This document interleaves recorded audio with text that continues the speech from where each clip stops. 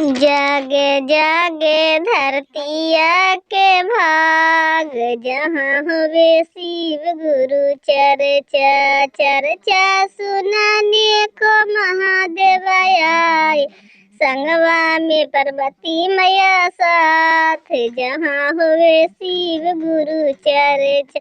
जागे जागे धरतिया के भाग, जहाँ हुए शिव गुरु चर्चा। चर्चा सुनाने को विष्णु जी आए, चर्चा सुनाने को विष्णु जी आए, संगवा में लक्ष्मी मैया साथ, जहाँ हुए शिव गुरु चर्चा। जागे जागे धरतिया के भाग, जहाँ हुए शिव गुरु चर्चा।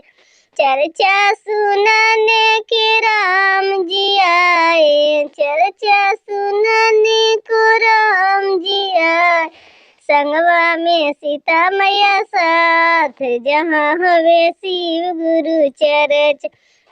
चर्चा सुनने को ब्रह्मा जी आए, संगवा में सरस्वती मैया साथ, जहाँ हुए शिव गुरु चर्चा।